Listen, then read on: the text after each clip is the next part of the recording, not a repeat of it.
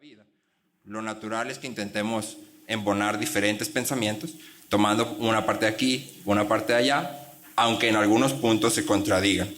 Ahora, podemos pensar en nuestro momento cultural, ¿no? Podríamos decir mucho del momento cultural en el que vivimos, pero nada más quisiera que pensáramos en esto a forma de ejemplo.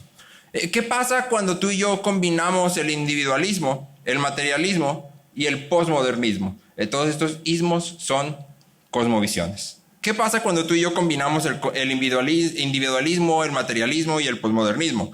Bueno, el individualismo dice algo sencillo, y estoy aquí ultra simplificando. El individualismo dice, tú eres lo más importante. El centro del mundo eres tú. Tú has escuchado esto. Si has escuchado la idea de relaciones tóxicas o de límites, bueno, esto no es nada más que el fruto de individualismo. El individualismo dice, tú eres lo más importante.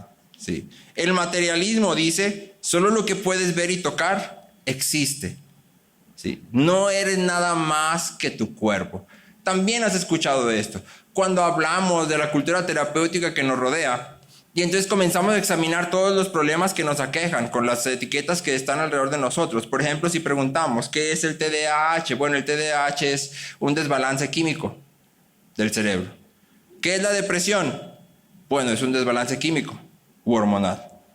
¿Sí? ¿Qué es tal cosa? Bueno, es un desbalance químico. ¿Por qué todo se reduce a un desbalance químico? Bueno, porque el materialismo dice, tú solo eres tu cuerpo. No hay nada más en ti más que tu cuerpo. Y si algo no funciona, el problema está en tu cerebro. ¿Sí? El corazón, el alma se ignoran completamente. ¿Por qué? Porque para el materialismo no existen. Entonces, velos uniendo, ¿no? El individualismo dice, tú eres lo más importante. El materialismo dice, solo lo que puedes tocar y ver existe. Tú solo eres tu cuerpo. Y el posmodernismo dice, la verdad es lo que tú sientas que es la verdad. ¿Sí? Si tú sientes que para ti tal cosa es verdad, esa es la verdad, para ti por lo menos, ¿verdad? Sí. Y luego regresas al inicio. Si tú eres lo más importante y para ti esta es la verdad, ¿qué deberías de hacer? Pues seguir tu verdad, sigue tu corazón, persigue lo que eres. O en el cliché que se escucha, sé fiel a ti mismo, ¿sí? Esto lo has visto también. Si has visto la última ola de películas de Disney o de Marvel o del que te guste, bueno, esta es la idea que está. ¿Dónde siempre el héroe de la película encuentra la respuesta? En su interior. La respuesta siempre está en su corazón, siempre, ¿sí? No está nada fuera de él, siempre se trata de que tiene que seguir lo que hay dentro, y no es nada más que esto mismo. Ahora, ¿qué pasa cuando combinas los tres? ¿Qué obtienes? Bueno, obtienes ideologías de género, obtienes reggaetón, obtienes FOMO, ¿sí? Obtienes la idea de que la máxima felicidad está en ser fiel a ti mismo, obtener el máximo número de experiencias, acumular la máxima cantidad de bienes, ¿sí? Obtienes narcocorridos, ¿sí? Que para nosotros son como, existen. No, son expresiones culturales. ¿Por qué el reggaetón no existía antes? ¿Por qué de pronto ahora es un boom? Bueno, hay un sentido muy claro. Si tú has escuchado alguna vez una canción de reggaetón, ya sea por voluntad propia o en contra de tu voluntad, te vas a dar cuenta que suceden dos cosas. Uno, el reggaetón es un ritmo sensual, ¿sí? ¿Qué es lo que mueve? Tu cuerpo. Que aparte no simplemente mueve tu cuerpo, sino que se baila de una manera sensual, ¿sí? Y entonces el reggaetón mueve tu cuerpo. Pero luego las letras del reggaetón, todas se tratan de tener, obtener, sentir, vivir. Al reggaetón no le importan tus sentimientos, ¿sí? Por ejemplo, podemos pensar en la canción que se volvió famosa hace algunos años, ¿no? De Felices los Cuatro. Y pasabas por las universidades y todo el mundo la cantaba y tú pensabas como que eso no está muy sano. O sea, no es real. Si fuera real, tú no creo que estuvieras cantando Felices los Cuatro. Me parece que estarías llorando en todo caso, pero no cantando. Y sin embargo es lo que el reggaetón está cantando y que está impartiendo. ¿Por qué? Porque es una expresión cultural. Es el fruto de todas estas cosas que se juntan, ¿sí? Entonces, la pregunta que queremos hacer ahora en esta serie es, bueno, ya, sé que todas estas cosas existen a mi alrededor. Ahora, ¿qué hago? ¿Cómo yo voy a vivir como un cristiano en medio de todas estas cosas que me rodean? ¿Cómo yo debería interactuar con la cultura que está a mi alrededor? Y esa es la pregunta que vamos a tratar de responder en esta serie, ¿sí? Vale decir desde el principio que decidimos ponerle a la serie como nombre Vidas Misionales, para que tengas una idea de dónde vamos, ¿sí? Pero la pregunta que estamos tratando de responder es simplemente esta: ¿cómo vivimos en medio de todo esto? ¿Cómo interactuamos con la gente en medio de todo esto? Y entonces, en el pasaje que leímos hoy, Pedro nos da una guía para vivir en medio de una cultura que se opone a Dios. No tenemos todo el tiempo para examinar todo el pasaje detenidamente, ya pasamos por primera de Pedro, pero me gustaría que consideraras dos cosas que están aquí en el contexto. Número uno, Pedro está escribiendo para cristianos que están viviendo en el tiempo de Nerón, ¿sí? ¿Quién es Nerón? Bueno, Nerón fue uno de los peores emperadores que existió. La historia nos dice que Nerón usurpó el poder matando a sus rivales e incluso mandando matar a su propia mamá, ¿sí? Nerón cometió un error que incendió todo Roma, y cuando todo Roma está incendiado, ¿qué crees que Nerón hace? Fueron los cristianos. ¿Sabes qué hay que hacerlos? Hay que perseguirlos y matarlos, ¿sí? Y entonces Pedro está escribiendo en este tiempo cultural, en un tiempo en que los cristianos están siendo perseguidos por la cultura alrededor, pero no nada más eso, sino que los cristianos son conocidos como los aborrecedores de la humanidad. Si tú eras un cristiano, inmediatamente tu etiqueta era: tú aborreces a la humanidad. Algunos años más tarde, por ahí del año 400, cuando Roma cae, Agustín escribe un libro que se llama Ciudad de Dios. Y en Ciudad de Dios, básicamente lo que Agustín argumenta es: no, es que ustedes creen que Roma cayó porque los cristianos dejaron de adorar a los ídolos, pero esa no es la razón por la que cayó. Pero la idea que está debajo de esto es: todos los romanos decían, caímos, fuimos derrotados por los vikingos. ¿Por qué? Porque dejamos de adorar ídolos. ¿Quién tiene la culpa? Los cristianos. Los cristianos tienen la culpa. Y entonces, en medio de esta cultura, Pedro escribe. Y esta es la idea que quiero darte, que me gustaría que recordaras. En Cristo, tú y yo somos hechos un real sacerdocio para glorificar a Dios, al imitar a Cristo en su amor redentor. Sí, de nuevo, en Cristo somos hechos un real sacerdocio para glorificar a Dios, al imitar a Cristo en su amor redentor. Si solo recuerdas una cosa de este sermón, recuerda esto. En Cristo somos hechos un real sacerdocio para glorificar a Dios, al imitar a Cristo en su amor redentor. Me gustaría entonces que pasáramos por el pasaje en 3 pasos, y lo voy a hacer grande. El pasaje es extenso y no hay tiempo para exponerlo todo, pero quiero exponer algunas ideas que están ahí claves. Entonces, número 1, vamos a ver una identidad. Número 2, un encargo. Y número 3, una meta.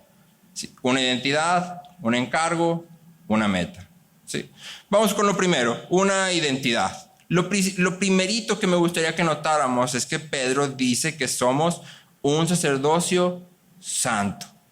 Y entonces la primera pregunta que surge es: ¿qué es un sacerdote?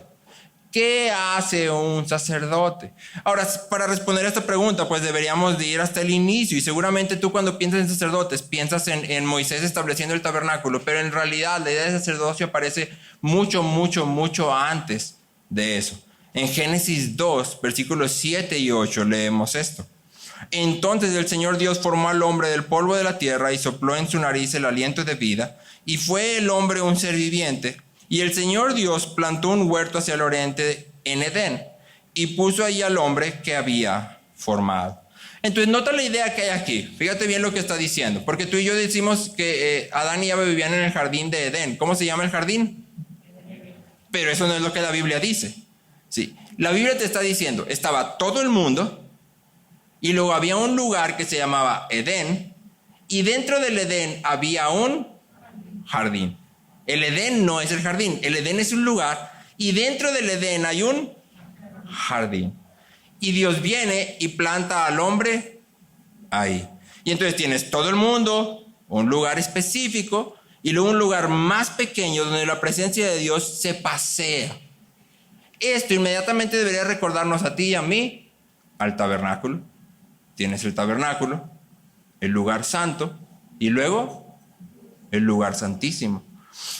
De hecho, cuando tú y yo leemos la historia más adelante en Génesis 3, que Dios expulsa a Adán y a Eva, es interesante notar que dice que Dios pone una espada de fuego y un ángel al este.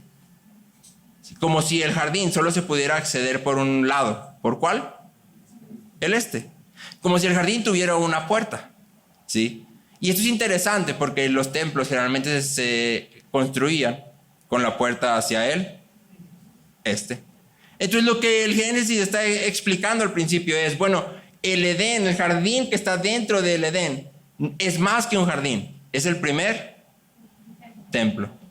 Es el primer templo, el primer lugar en donde la presencia de Dios está morando. Y Adán y Eva están siendo colocados ahí como sacerdotes. ¿Cómo sabemos que están siendo colocados como sacerdotes? Bueno, más adelante en Génesis 2, versículo 15 dice, el Señor Dios tomó al hombre y lo puso en el huerto del Edén para que lo cultivara y lo cuidara. Dos palabras, la tarea es cultivar y cuidar. Ahora, estas dos palabras así juntas aparecen de nuevo hasta el libro de Números, cuando se habla de la tarea de los sacerdotes en el tabernáculo. Cuidar y cultivar es exactamente la misma tarea que tenían los sacerdotes en el tabernáculo. Y entonces Adán y Eva están siendo presentados como sacerdotes. ¿Sí? ¿Qué debían de hacer entonces Adán y Eva? Bueno, Dios le ordena a Adán y a Eva que llenen la tierra, que la sometan, que ejerzan dominio sobre todo ser viviente. Esa es la tarea. Cuiden el jardín, cultívenlo, ejerzan dominio, llenen la tierra. Y entonces Adán es colocado en el jardín como un sacerdote real, alguien que representa a Dios en el mundo en el que él habita. Sí, alguien que tiene un encargo de cuidar y cultivar este jardín de manera que vaya expandiéndose. Sí. Entonces, cuando hablamos pues de sacerdote, estamos hablando de alguien que funciona como un mediador. Uno que representa a los hombres delante de Dios y a Dios delante de los hombres. ¿Sí? Uno que representa a los hombres delante de Dios y a Dios delante de los hombres. Un sacerdote era el encargado de guiar al pueblo en la manera correcta de adorar a Dios. Esto era lo que Adán debió haber hecho desde el principio. Por eso cuando Eva va y habla con la serpiente y Adán no hace nada, Adán ya pecó. Aunque Adán no hubiera comido de la manzana, Adán ya había pecado. Su trabajo era cuidar, su trabajo era guardar y no lo hizo. Entonces, Adán y Eva son colocados como sacerdotes y su trabajo es guiar a otros en adoración. John Piper dice, las misiones existen porque la adoración a Dios no existe. Las misiones existen porque la adoración a Dios no existe. Y Jeremy Pierre dice, la consejería bíblica existe porque la gente adora otras cosas en vez de adorar a Dios. Entonces, para empezar, Pedro nos dice, ¿sabes qué? Tú tienes una identidad. Esta identidad ya te da a ti una idea de qué deberías de hacer. ¿Sí? Los seres humanos fuimos creados para adorar a Dios. Y afuera y adentro también, muchos de nosotros vivimos adorando otras cosas. Esta identidad como sacerdotes entonces significa que tú y yo queremos salir al mundo, a la cultura que nos rodea, y queremos identificar los ídolos que las personas están adorando. Pero aquí hay un tema importante. De nada sirve que yo pueda acercarme con alguien y decirle, ¿sabes qué? Es que tú tienes el ídolo del dinero. Tú lo que quieres es dinero, dinero, dinero, dinero y crees que eso te va a hacer feliz y por eso te está yendo mal. No, eso de nada sirve. A nadie persuades así. Lo que sí deberíamos hacer es reconocer que todos, tú también, buscamos ídolos porque buscamos felicidad. Buscamos ídolos porque queremos descanso. Buscamos ídolos porque queremos sentirnos esperanzados, por lo menos. Y entonces tratamos de aferrarnos a ciertas cosas. Tú lo haces igual. Creo que ahorita Zavala preguntaba, bueno, ¿qué te falta para glorificar a Dios? ¿No? Muchas veces decimos, sí, tan solo, y llenas el espacio. Entonces pudiera glorificar a Dios. Lo podemos cambiar un poco. Si tan solo llena el espacio, sería feliz. ¿Qué pondrías ahí en medio? Si tan solo Mi vida sería plena. ¿Qué pondrías ahí? Bueno, cualquier cosa que pondrías ahí está revelando un ídolo de tu corazón. Si tan solo tuviera un mejor trabajo, entonces todo estaría bien. Bueno, entonces tú estás poniendo tu esperanza en un mejor trabajo. Si tan solo ganara 10,000 pesos más al mes, entonces toda mi vida estaría tranquila. Yo ya no tendría ansiedad, ni preocupación, ni estrés. Bueno, entonces tu esperanza está puesta en un aumento de 10,000 pesos más. ¿Sí? No hay nada de malo que tú hagas cuentas y digas, bueno, me faltan 10,000 pesos para poder salir al mes de las deudas, ¿verdad? No hay nada de malo en ello. Pero que yo condicione mi felicidad, mi gozo, mi esperanza a que eso suceda, eso indica algo peligroso para mí.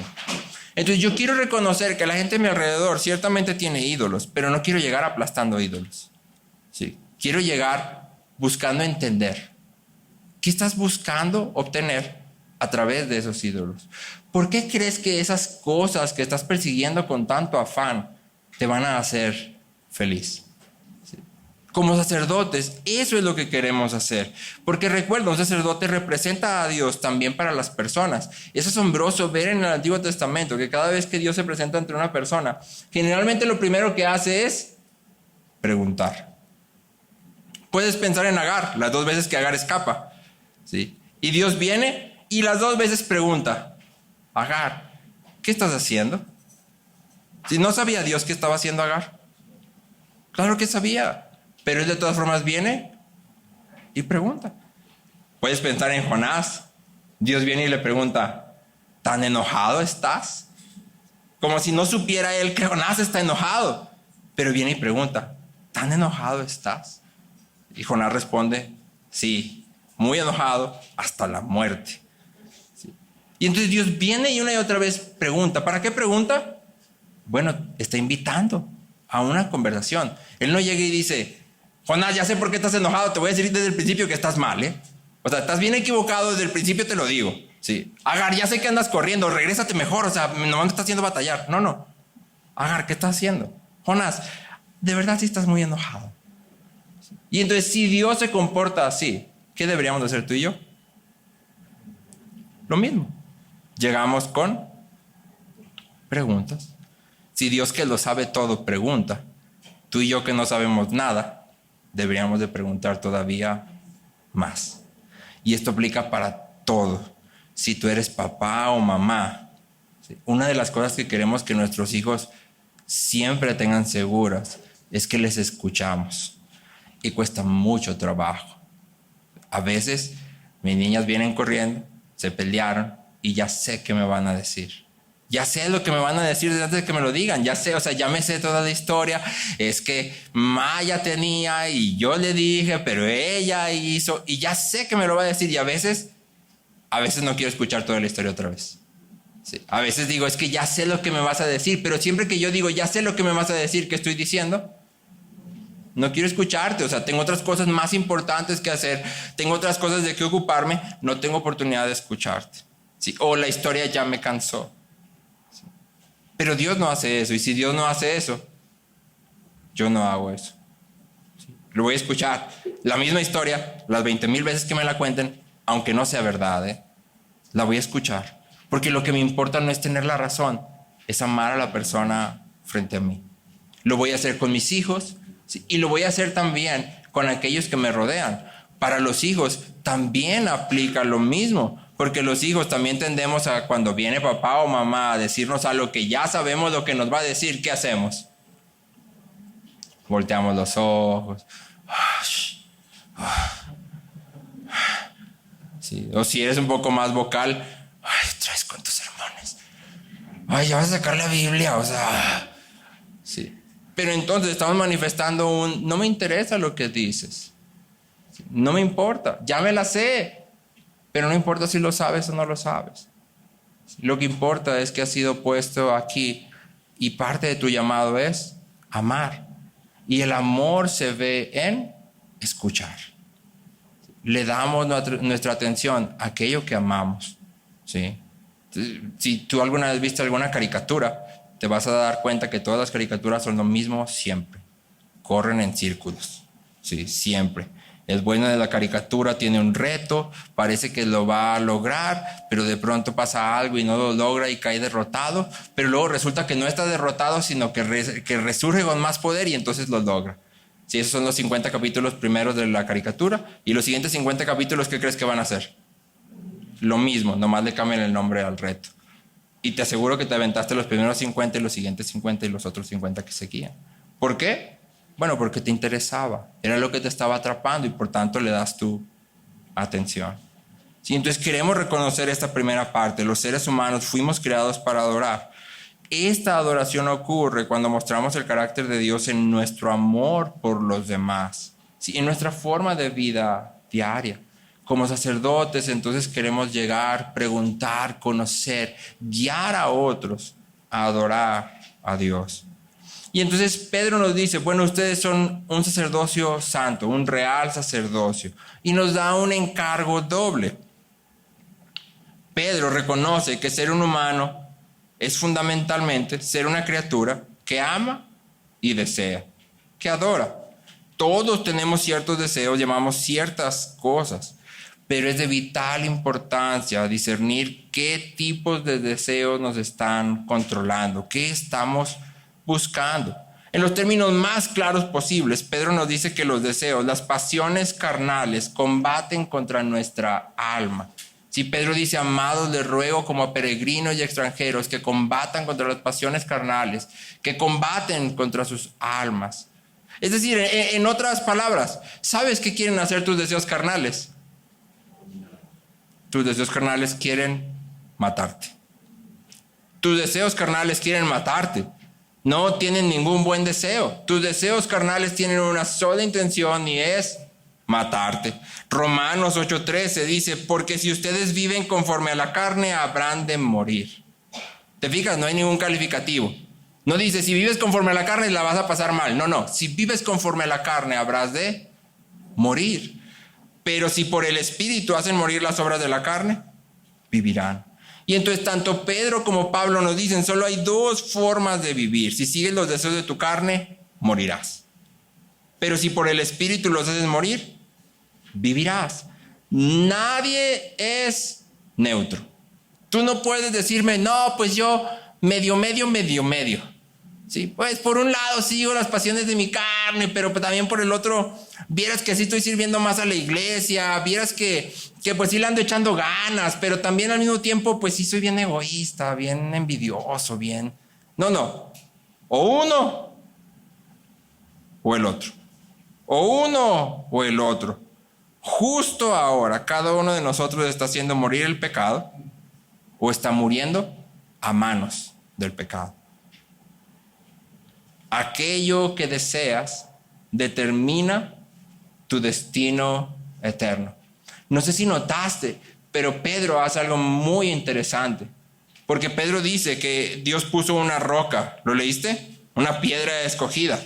Dice el versículo 6. Esto se encuentra en la Escritura. Yo pongo en Sión una piedra escogida, una preciosa piedra angular, y el que cree en él no será avergonzado. Este precioso valor es para ustedes los que creen. Pero para los que no creen, la piedra que desecharon los constructores, esa en piedra angular se ha convertido. Es decir, Pedro está diciendo, ¿sabes qué? Hay una cosa que diferencia a creyentes de no creyentes. Ven la piedra y los creyentes dicen, esta es una piedra preciosa. Es un precioso valor. Es una piedra angular. Los no creyentes ven la piedra y dicen, no sirve. Deséchala, es basura. Unos reconocen el infinito valor de Cristo, mientras que otros dicen, no vale nada. Y entonces, lo que tú y yo deseamos determina nuestro destino eterno. Y puede parecer extremo plantearlo así, pero es justamente lo mismo que Cristo enseña. ¿Te acuerdas en la parábola del sembrador? El sembrador arroja la semilla, una cae en el camino, otra cae entre las rocas, otra cae entre espinos y otra cae en buena tierra. Y Cristo dice que la semilla que cae entre espinos representa a las personas que escuchan la palabra, pero que las preocupaciones del mundo y el engaño de las riquezas y los deseos de las demás cosas entran y ahogan la palabra y se vuelve estéril. ¿Te fijaste qué es lo que ahoga la palabra? Las preocupaciones, los engaños de las riquezas y los deseos de las demás cosas. Es decir, esas son personas que vienen y escuchan el evangelio, pero no reconocen el infinito valor de Cristo.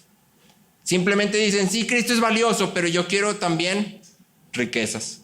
Sí, Cristo es valioso, pero yo quiero también reconocimiento. Sí, Cristo es valioso, pero yo tengo muchas ocupaciones. Y entonces eso ahoga la palabra.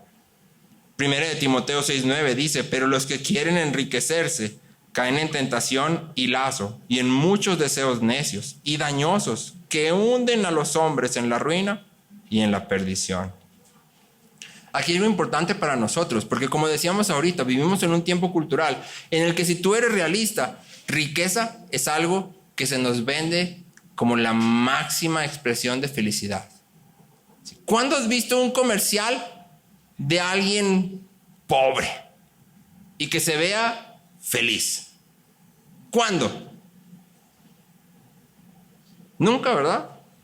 Nunca. O sea, tú prendes la tele y todos los comerciales, toda la gente se ve rica. ¿Cuándo has visto un influencer en redes sociales que te enseñe cómo vivir pobre y que tenga millones de seguidores? Nunca, ¿verdad? ¿A quién seguimos? Bueno, a los que se ven que viven increíble. A los que se ve que tienen un chorro de dinero. Digo, no sé si tengan un chorro de dinero, pero se ve como que lo tienen. ¿Por qué? Porque lo que me venden es eso. Si tú quieres ser feliz, tú tienes que tener mucho dinero. Y Pablo le dice a Timoteo, los que quieren enriquecerse. Pregunta importante para ti y para mí. ¿Quieres enriquecerte? Es para ti, no me contestes. ¿Es algo que con ahínco buscas? ¿Crees que la felicidad está en ser rico, en tener más dinero? Porque ahí hay peligro. Y entonces, ¿qué son pues los deseos carnales? Bueno, en Efesios 4:22, Pablo llama a estos deseos engañosos. Y en el capítulo 1, Pedro dice que no debemos conformarnos a los deseos que antes teníamos en nuestra ignorancia. Entonces, los deseos carnales son aquellos deseos que nos engañan, ¿sí? Que nos hacen creer que podemos encontrar fuera de Dios satisfacción, felicidad, plenitud, vida. Nacen de ignorar la belleza, la majestad, la bondad de Cristo. Cada vez que tú y yo actuamos pensando, buscaré mi satisfacción y no me importa lo que Dios diga acerca de los límites de mis deseos, conseguiré satisfacer mis deseos a mi forma, en mi tiempo, a mi medida, sin someterme a la voluntad de Dios. Cada vez que hacemos esto, estamos siguiendo las pasiones de la carne. Y cada vez que seguimos las pasiones de la carne, ¿qué estamos haciendo? Estamos muriendo. Porque los deseos de tu carne solo quieren una cosa. ¿Qué? Matarte. Solo quieren matarte. ¿Sí? Claro que dice Thomas Brooks en su libro acerca de las tentaciones de Satanás, dice, Satanás arroja la carnada y esconde el anzuelo. Es decir, ninguno de tus deseos te va a decir, oye, quiero matarte. No, te va a decir, esta bomba, o sea, ven aquí, te la vas, si logras obtener esto, vas a pasarla increíble. Sí, pero tus deseos quieren una sola cosa, matarte. Cada vez que transgredimos los límites puestos por Dios para nuestras vidas, aunque parezca que estamos viviendo, en realidad estamos muriendo. Y entonces, ¿qué debemos hacer con estos malos deseos que encontramos en nosotros? ¿Qué debemos hacer cada vez que somos tentados a buscar fuera de Dios? Aquello que sabemos que solo podemos encontrar en Dios. Bueno, Pedro dice, absténganse de las pasiones carnales. Y Pablo dice en Colosenses 3:5, hagan morir lo terrenal en ustedes. Ahora, nota atentamente que Pablo y Pedro no están hablando meramente de las acciones. Si no están hablando meramente de las cosas que hacemos, está hablando acerca de lo que hay detrás de las cosas que hacemos. Hacer morir el pecado no significa simplemente dejar de hacer ciertas cosas. Hacer morir el pecado significa hacer morir los deseos que nos llevan a pecar. ¿Cómo se logra esto? Bueno, se logra contemplando a Cristo en oración, en lectura de la Biblia, en comunión con los santos. Se logra meditando en la bondad de Dios hacia nosotros. Se logra considerando cómo vivimos. Entonces yo quiero que hagas un ejercicio breve. Piensa en tu liturgia diaria. Una liturgia es lo que tú haces de manera cotidiana, de manera normal. Entonces piensa en tu liturgia del lunes. ¿Qué es lo que todos los lunes haces? Y piensa desde el punto 1, desde el momento 1 que empieza tu día hasta el punto final, donde se acaba. Cuando abres tus ojos, ¿qué es lo primero que haces? Y luego piensa en tu día. ¿Sí? Piensa a través de las actividades normales, piensa a través de tus tareas, de tus ocupaciones.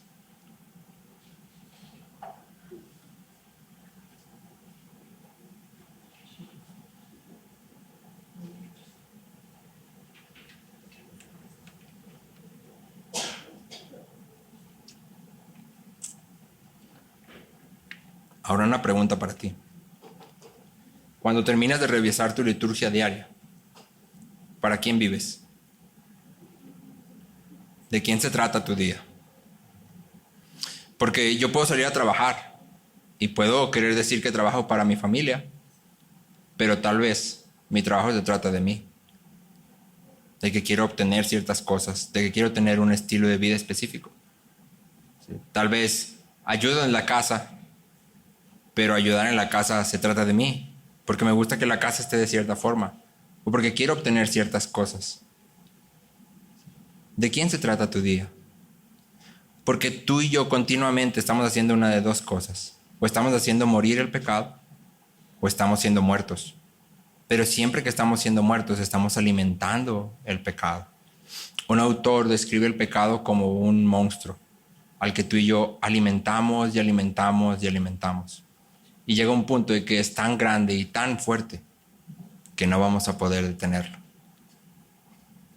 Piensa en tu día a día.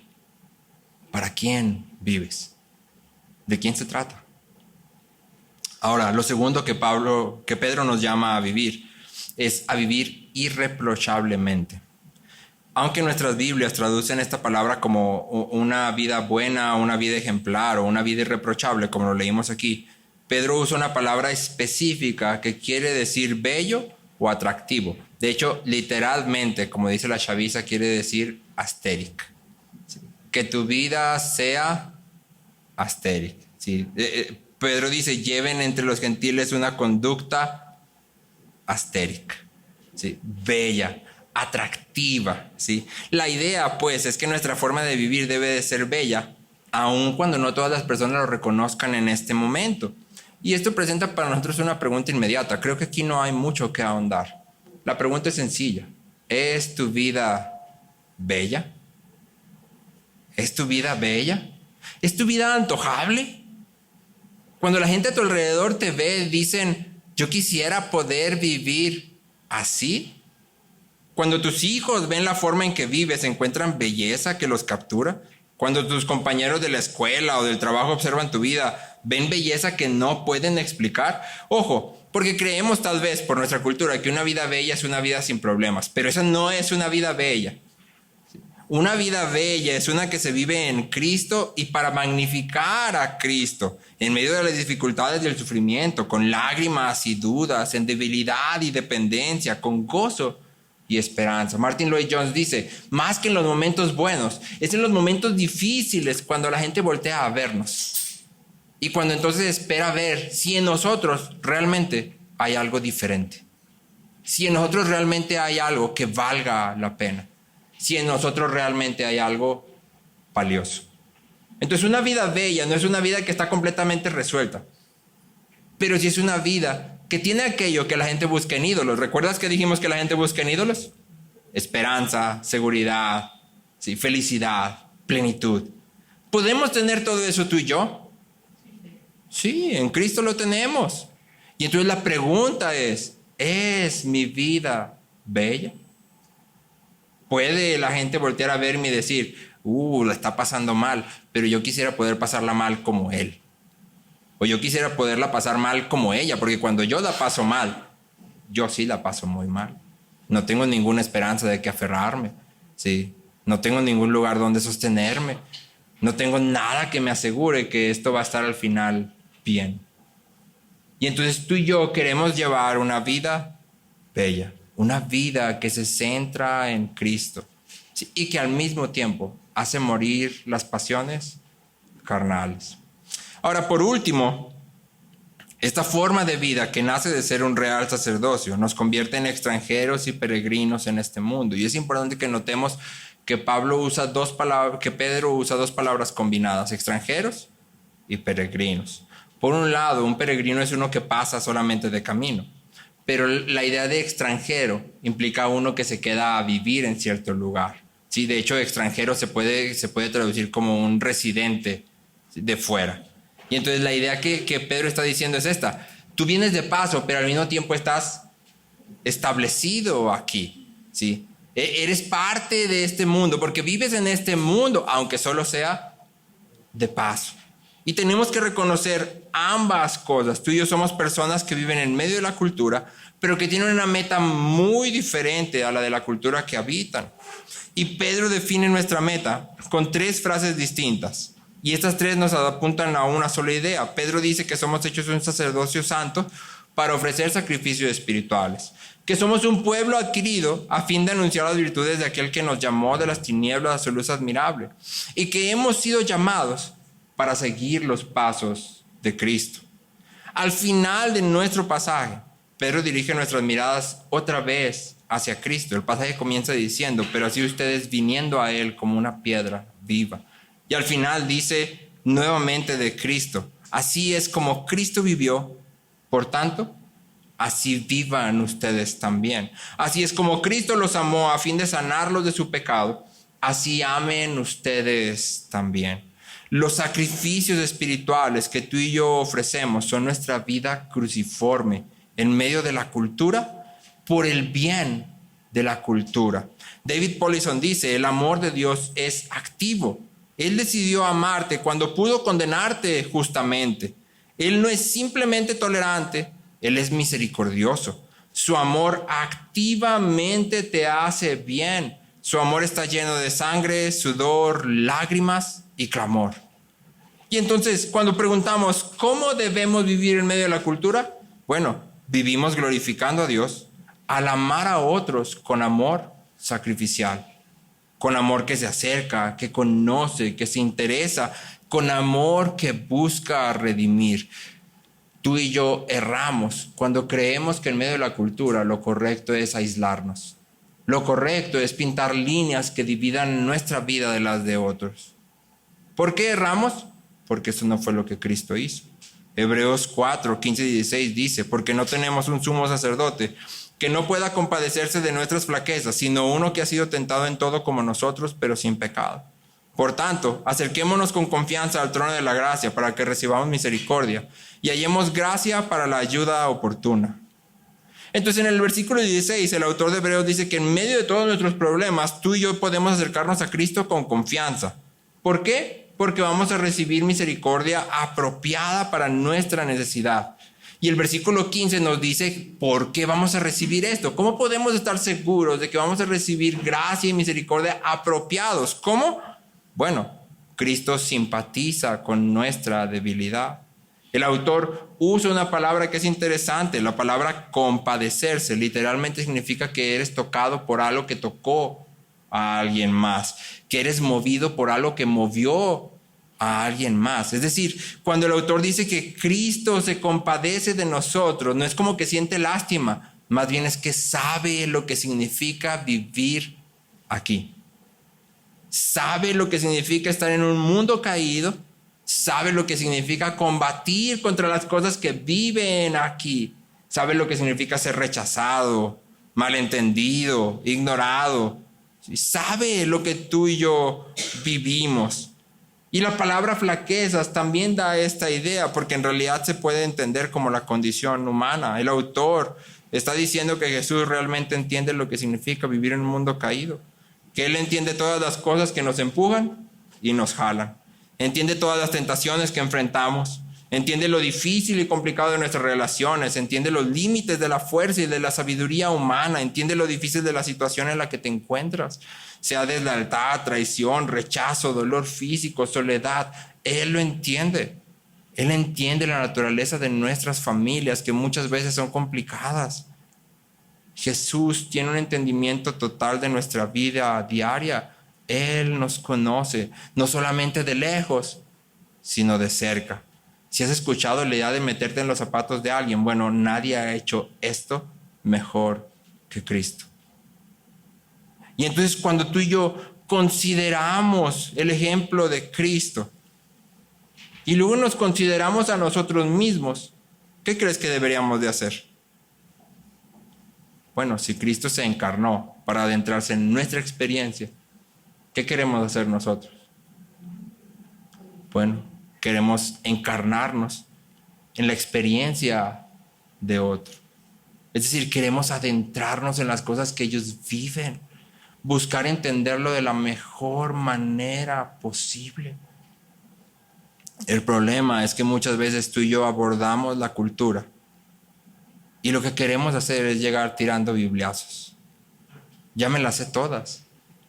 O sea, no necesito que me expliques tu situación, es que yo ya sé desde el principio que eres un pecador en necesidad de un salvador y yo lo que traigo es un salvador, amigo. Pero no nos detenemos a escuchar. ¿Por qué? ¿Por qué estás en esa situación? ¿Por qué vives así? Preston Perry es un autor afroamericano, y él se dedica al evangelismo más que otra cosa. Y él cuenta una historia en donde dice que estaba platicando con una muchacha que era abiertamente anticristianos. Y esta muchacha se acercó a él y empezó a confrontarlo en un evento que él tenía. Se dio cuenta que la muchacha sabía Biblia. O sea, no solo era que era anticristiana, sino que tenía conocimiento bíblico. Y entonces cuando él se da cuenta que la muchacha tiene conocimiento bíblico, en vez de estar confrontando con Biblia, hace una pregunta. Cuéntame de ti. ¿Sí? Platícame de dónde eres. ¿Quiénes son tus papás? ¿Sí? ¿Dónde creciste? Y entonces él se da cuenta que esta muchacha creció dentro de la iglesia cristiana. Y que dentro de la iglesia cristiana sufrió abuso. Su rechazo no es un rechazo doctrinal. Su rechazo es un rechazo experiencial. Ella no está diciendo yo no creo en la doctrina, ella está diciendo yo no creo en lo que tú dices que crees. Porque tú no vives lo que dices que vives. Bueno, una vez que entiende eso, entonces las cosas cambian. ¿Por qué? Porque una vez que sé qué es lo que estás viviendo, puedo amarte mejor. Puedo mostrarte el Redentor que necesitas. Pero muchas veces tú y yo simplemente queremos llegar y tener siempre la razón. Lo último que hacemos, lo último que nos preocupa es amar a la persona frente a nosotros. Simplemente queremos decirle todo lo que está haciendo mal. Fulanito de tal es alcohólico y yo llego y le digo, deja el alcohol. Eso es pecado. Te va a matar. No, bueno, sí es pecado y sí lo va a matar. Pero yo quiero primero preguntar, ¿por qué? ¿Por qué estás ahí? ¿Por qué lo buscas? Fulanito de tal es un patán. Bueno, yo de todas formas quiero preguntar, ¿por qué? ¿Por qué vives así? Porque mi primer objetivo es amar. Sí. A fin de persuadir, siempre primero tenemos que amar. Pablo dice en Romanos, ¿acaso ignoras tú que es la bondad de Dios lo que te guía al arrepentimiento? Es la bondad de Dios lo que te guía al arrepentimiento. ¿Qué quieres entonces tú mostrar? ¿Conocimiento bíblico o bondad? ¿Chorro de doctrina y teología o amor genuino? Tú y yo entonces somos llamados a, como Cristo, entender a las personas de manera que podamos servirles mejor. Como Cristo queremos amar en verdad. Como Cristo queremos adentrarnos en sus vidas a fin de traer esperanza, de hacer lo posible por restaurar la adoración. Porque en Cristo somos hechos un real sacerdocio que glorifica a Dios al imitar a Cristo en su amor redentor. ¿Cómo entonces abordamos la cultura? Así.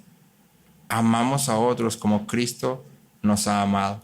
Y que no se te olvide, la Biblia es muy clara. La Biblia afirma que Dios nos amó cuando tú y yo éramos sus enemigos. Cuando tú y yo éramos sus enemigos. Tú y yo somos llamados a esa misma clase de amor. Entonces, si tú el día de hoy estás aquí y estás en Cristo, bueno, esto es un encargo para ti. Esto no es para los misioneros, esto no es para los pastores, esto no es para la gente elevada, que no hay de esa, pero sí. Esto es para todos los creyentes. Tu encargo es: ve y ama a otros. Abstente de las pasiones carnales. Ve y persuade a otros de que esta vida que estás viviendo es realmente bella, de que tu tesoro es realmente infinito, de que realmente aquí hay esperanza genuina. Y si tú no estás en Cristo, bueno, de nuevo, no sé qué esperas. ¿Vas a tener esperanza por fuera? Puedes tener esperanza, sí, pero es esperanza efímera, es esperanza débil, es esperanza que a la vuelta de algunas 2, 3 eventos se va. ¿Sí? ¿Puedes tener felicidad? Sí, alguna pizca tal vez, pero no es esperanza, no es felicidad eterna, no es felicidad verdadera. ¿Sí? Solo en Cristo tenemos esperanza real, felicidad real, gozo. Y entonces la invitación es para todos. Este Cristo que ha venido y que ha llevado el pecado sobre sus espaldas, nos invita a venir a Él para ser luego enviados a imitarlo a Él. Acompáñame a orar. Señor, gracias porque tú eres bueno, Dios. Gracias porque en tu misericordia y en tu bondad, tú diste a tu Hijo por nosotros. Nos amaste cuando aún éramos enemigos tuyos. En medio de nuestro pecado, de nuestra rebeldía, de nuestra necedad, tú te diste a nosotros. Y ahora en ese amor nos envías para darnos a otros. Ayúdanos, Señor, a amarte realmente a ti, al amar a aquellos que nos rodean. Ayúdanos a ver con compasión a aquellos que están sufriendo alrededor de nosotros. Ayúdanos a extendernos, Señor, a dar nuestras vidas por otros. Ayúdanos a glorificarte en todo lo que hacemos, al imitar a Cristo en su amor redentor. Te lo pedimos en el nombre de Cristo Jesús. Amén.